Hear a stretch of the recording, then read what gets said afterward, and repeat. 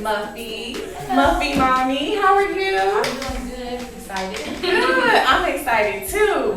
I've been trying to track down this girl for like the last 3 weeks, so finally here with her, and definitely have to put a shout out to CAU because we're all fam. But Muffy, tell us about yourself. Who is Muffy? Describe yourself as if no one has ever heard of you before. Well, Muffy is me. I'm here in the flesh. But beyond that, Muffy is a pop, musical, hip hop, love rock, inspiration to the world. I think more about me is my personality and the character that I bring and inspire others with my colorfulness. I'm so simply complex. There's so many things about me that, it's just a wide variety. So it's kind of hard to just put into a couple words, but at the same time, I'm very simple. Like I like things like cartoons. I like things like flowers and trees. So my music is a reflection of that. So now we're here talking about my musicness or whatever. So I just have to say that Muffy on the music side is someone who's bringing you things that are complex in a simple way, in a fun way that you can dance to. So that's me, Blueberry Muffin. Cool. I definitely love the colors and kind of see like that inner child that she's just been wanting to get out all these years, something like that. The truth about not wanting to get it out, I always been in. Okay. It never wanted to get out. Okay. I'm a true believer. Well, see, a lot of people assume one thing about me, and then they talk to me, and it's like a different thing. I'm wise and wise enough to know that we're all children and we're all kids, and I see a lot of people lose that childlike energy, and being childlike is not being immature. That's a big difference. We don't want to be immature. Right. Because even adults, they're like get immature, and they're like, what? No. Being childlike is meaning being close to the universal mind, being close to the top, just being close to God. You know what I mean? And knowing that you have so much more to learn and so much more to experience and so much more to be excited about. So that's what it's about. Cool. Yes. And speaking of the pop, I see some of the music influences, more on the pop, which is something different, especially in the Black community. And I know you want to, go outside the box there. Right. I've heard some comparisons to Gwen Stefani. Do you take that to be a compliment? I love Gwen Stefani. She She is awesome. Some of the things that she gets to do, I feel like she's very, very blessed to get to do them. As far as being African American and trying to do those things, it is a little bit harder because we as African Americans put a lot of pressure on ourselves, on each other as well, to do, the typical, like we come from the church up until now. Most parts you have to be singing like that, and you have to not be so funky or else you're acting white or other. So it is a lot of pressure, and she gets to do. I love her because she gets to do a mixture of urban type things with her no doubt things. So it's like fun. Right. So what are some other who's on your iPod right now? What are some other artists that you really like? My iPod is weird. Nobody probably wouldn't guess who's on my iPod. Hey, you never know. You never know. Okay, so I'll give you one. It's an artist named Bjork out of Iceland. I love her. I love her because she's like different. She's just herself. Her voice is not one that you could pinpoint and say, oh, it's like this, but it's just amazing, and she utilizes it to the utmost. Erykah Badu, of course. She and I have the same birthday, so. Oh, really? I've always been a fan of her, since a little girl. Since she's been out, I've been a fan of her. Wu-Tang Clan. I love the Wu-Tang Clan.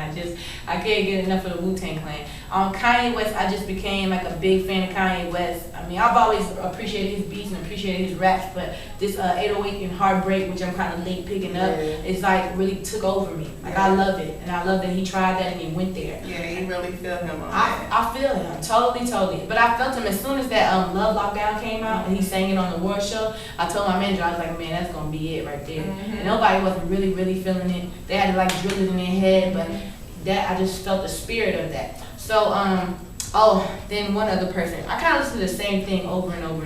So it's like Bjork, Erykah Badu, Wu-Tang Clan, Kanye West. Right now, I think a Michael Jackson song. That's about it. I listen to things on repeat too. That's all day long. Nice. Same song. You like it? It's good. Over and over again.